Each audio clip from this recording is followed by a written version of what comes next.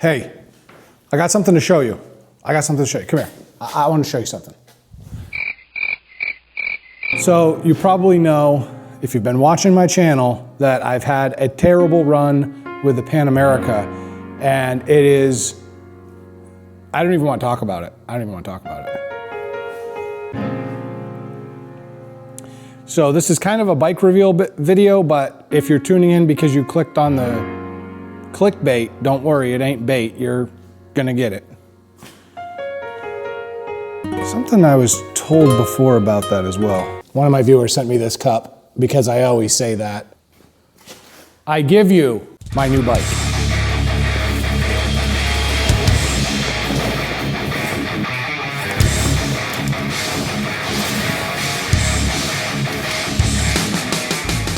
So let me unpack this for you. I am not a blue-blooded V-twin big bagger Harley guy. And if you are watching my channel and you have for a while, you're gonna understand I'm an ADV guy. I've always had dirt bikes. I've had a ton of GSs, KLRs. Don't do what I should have done with those bikes anymore. Since my surgery, since I had heart surgery and they fixed me up, my sternum is messed up and I just don't have the ability to go off-road and muscle a huge bike around anymore. The other reason why too is that my back is shot. So anytime I do go out in the woods, I end up dumping my bike, and I'm telling you, about the second time you pick it up, I'm gonna not be able to move the next day. Am I old? Am I becoming my parents? They're not programs, they're TV shows. You woke up early, no one cares.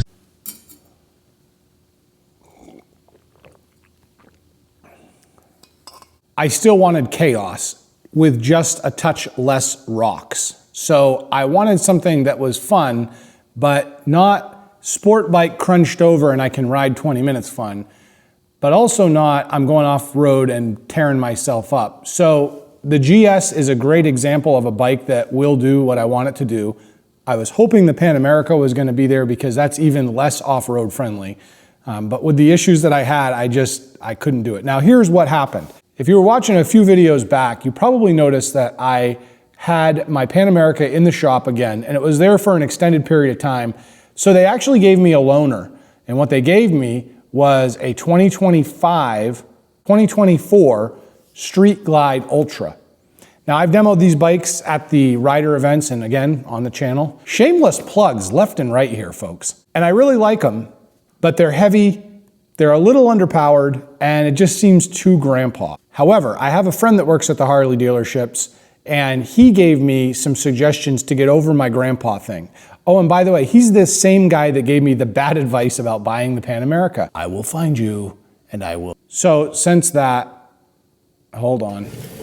You want to be in the shot doing garbage? Just leave it there, I'll take care of it. Good girl. Wait, what? Oh, here we go. Nag, nag, nag. That's why I shoot these videos out in the garage. They ask you how you are, you just have to say that you're fine when you're not really fine, but you just... So with the off-road scene just less and less likely in my future and wanting to play it safe and protect what little function I have left, I decided that I wanted to get something that was a little bit more comfortable but still got out of its own way. AKA, I want to twist the throttle and feel it, and since I just had a checkup with my doctor and he told me I needed less stress in my life, I decided why not buy a Road Glide with a turbo on it.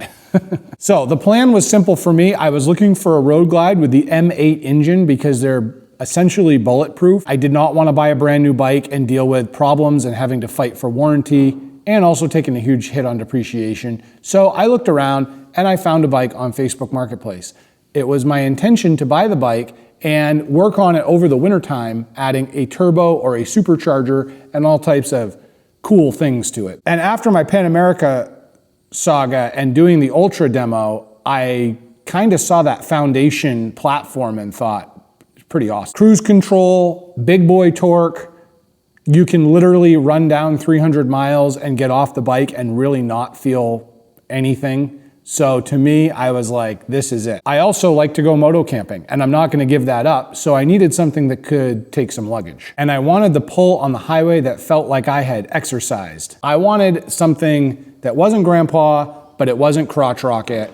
And here we are. I want to take a step back too and tell you, I do have a 72 Sportster around the corner, and it is a fun bike to ride, but it doesn't corner. It feels good and it's super heavy, but it's just not a sport bike. The older baggers that I've ridden too, that friends have let me try, also felt the same way. Very heavy and like a lazy freight train. The newer bikes with the M8s, they've changed a lot of things on them. They've lightened the front end, and these bikes really handle surprisingly well. It is not a sport bike by any means, but they handle.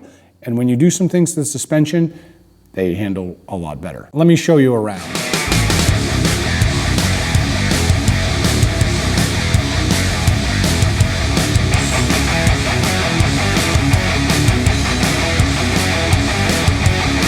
Make no bones about it, this ain't your grandpa's Road Glide.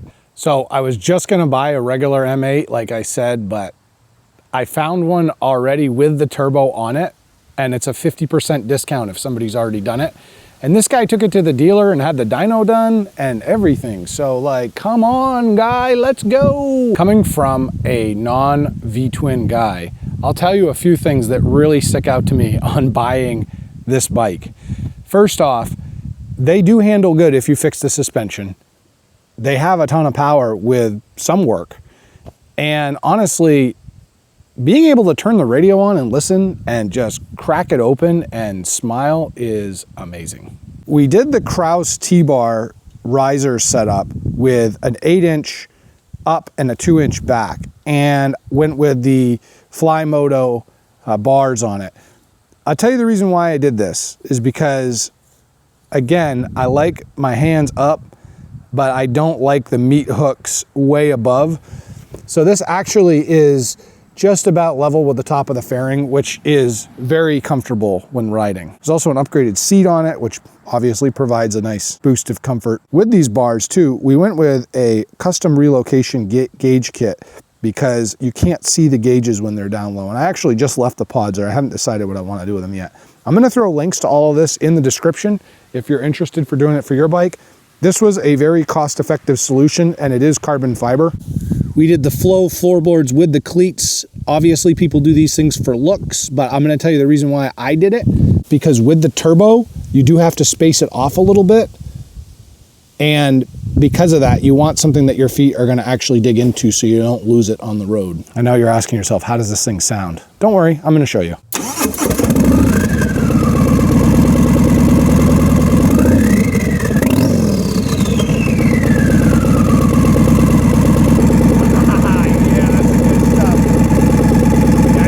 The turbo on this bike turns the later into right meow.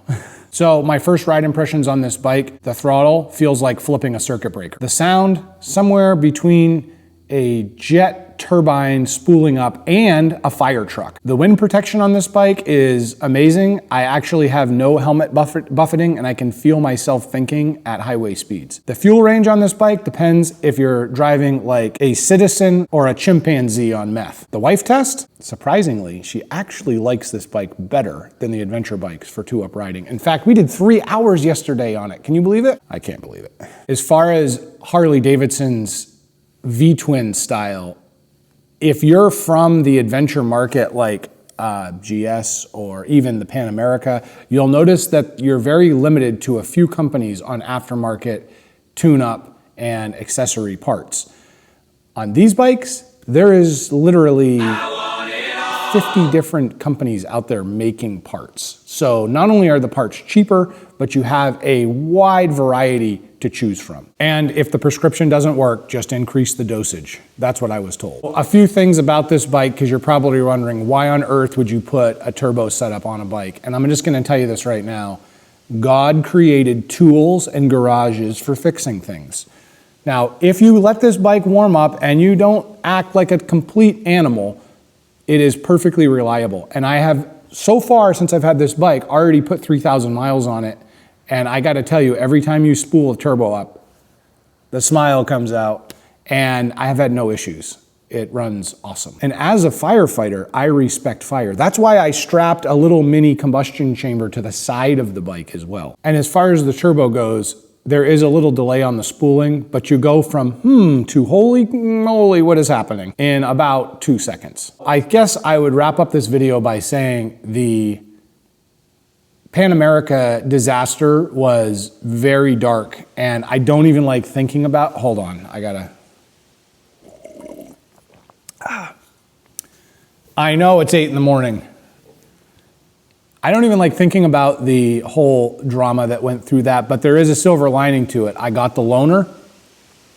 I spent some time on it and realized bagger life for me, boy. Just a quick video on my thoughts on the new bike.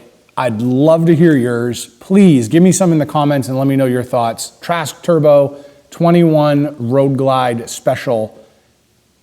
One happy guy right here. Ride safe, brethren.